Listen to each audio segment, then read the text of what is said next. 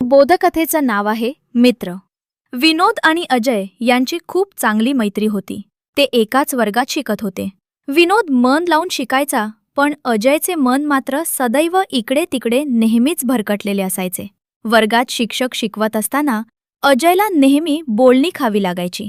ती ह्याच लक्ष न देण्याच्या कारणावरून पण विनोद मात्र नेहमीच अभ्यासात पुढे राहायचा व शाबासकी मिळवायचा.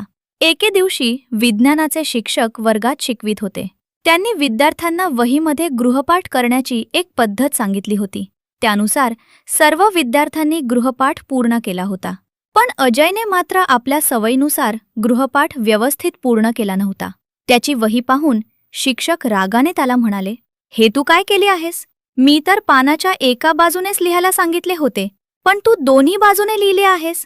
आता अजय घाबरला, कारण शिक्षकांनी त्या दिवशी सुट्टी होण्याच्या आत वही पूर्ण करायला सांगितले होते आणि सुट्टी होण्यास फक्त 2च तास राहिले होते.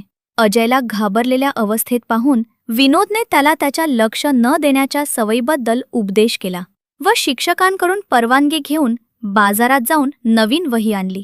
इतकेच नाही तर अजयसोबत बसून त्याचा गृहपाठ पूर्ण केला आणि त्याची वही शिक्षकांकडे जमा केली. त्या दिवसापासून अजयने आपल्या स्वभावात बदल केला आणि तो कोणतेही ठिकाणी लक्षपूर्वक काम करू लागला. तात्पर्य: लक्षपूर्वक काम करणे आणि विवेकबुद्धी जागृत ठेवून काम करणे या 2 गोष्टी पाळल्यास अनेक संकटावर मात करता येते, तसेच होणारे नुकसान टाळता येते.